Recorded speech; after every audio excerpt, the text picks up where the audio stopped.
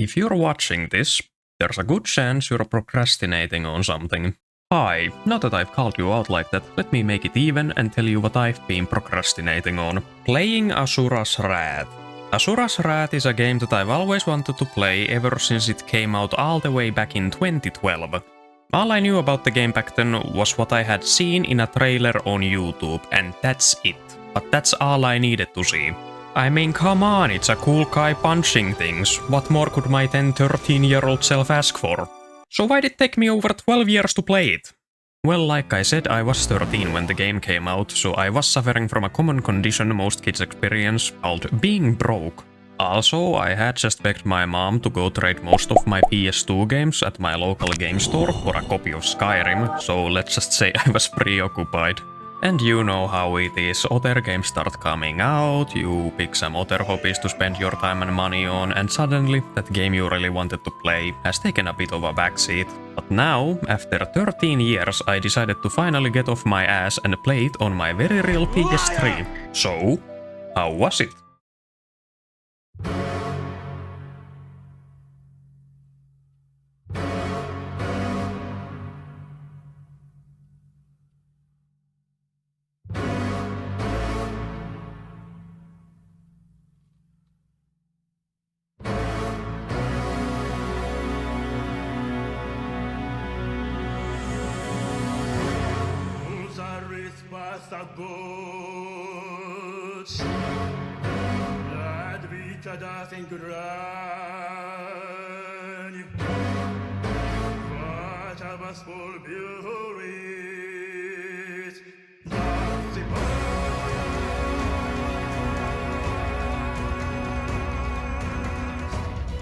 I loved it. Asura's Wrath is just over-the-top bullshit. Yes, the game has a good story, long as you get the true ending. And yes, the characters are compelling, but I mean really at the end of the day, it's just dumb over-the-top bullshit.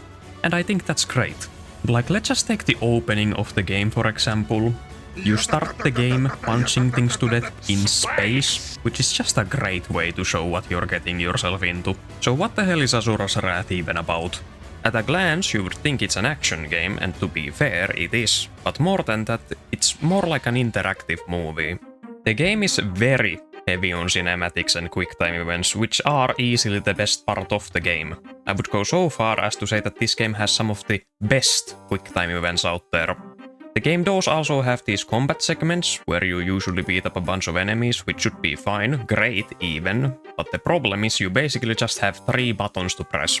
You got a light, heavy, ranged attack, and that's it. The game is very cutscene heavy, so with the amount of actual gameplay you've got, the combat, at least for me, was serviceable, but I did notice that for those wave sections, the gameplay did start feeling a bit samey by the later half of the game, and that's basically my only complaint for the game. Very basic combat for what is supposed to be an action game, and mind you, I'm just talking about the wave segments, not the actual boss fights, and we'll get to those. But you know what I like a lot more than materialistic things? Knowledge. Now story-wise, you play as Asura, who's one of the 8 demigod generals of a nation called Shinkoku. He also has a wife and a daughter. Shinkoku is an empire originating from Gaia. Gaia basically being just Earth, and the planet itself is creating these monsters called the Goma that Shinkoku has been in this long-ass war with. Why has the planet turned into an oversized mob spawner and trying to kill everything? Well, Shinkoku has been messing with this thing called mantra. Mantra is basically energy formed from people's prayers and emotions. It's also what every living thing's soul is made out of and what the demigods need to survive. So what's supposed to happen when a living thing dies is that their mantra gets sucked up by Gaia to continue the natural cycle, right? Guy dies, mantra goes to the planet, new life gets made. Now Shinkoku, at one point, learned about mantra and how to control it. That's why the demigods are so important, because they're the only ones who can manipulate it, some better than others. Because of all this, Shinkoku is a very religious nation. People worship the demigods, that means more mantra, which in turn makes the demigods stronger. On top of all that, the nation itself became a lot more technologically advanced, because apparently prayer juice is a really good source of energy. Shinkoku also had the big brain idea to find a way to store the souls of its citizens, basically turning them into batteries, which meant a lot more fuel for the country. But it also meant that Gaia was kind of fucking pissed, since it wasn't getting any more souls to make new life out of, so it made the Goma to fix that. And that's how you get this never-ending war between the Goma and Shinkoku.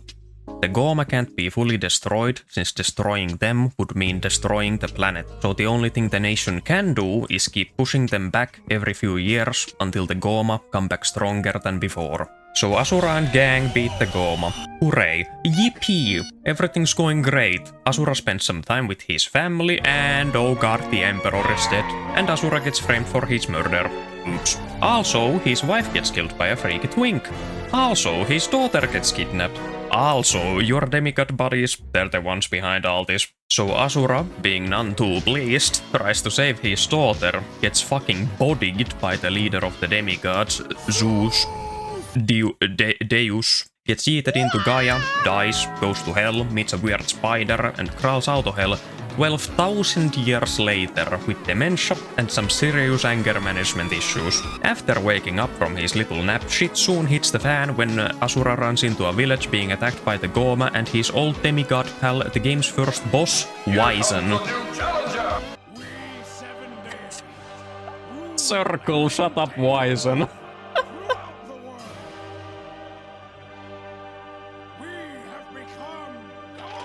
Shut the fuck up, I didn't order a cappuccino. Yeah, all this, that's the first boss fight. The bosses in this game for the most part are all huge visual spectacles.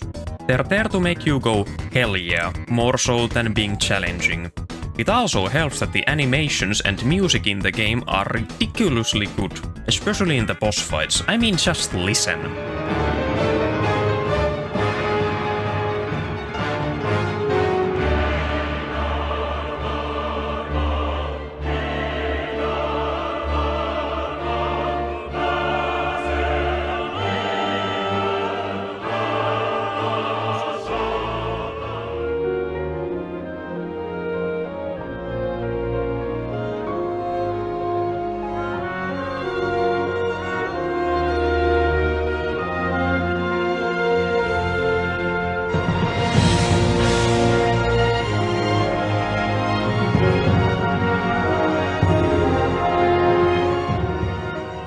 So we have a game here that has a great story, amazing quick-time events, music, animations, cinematics and bosses.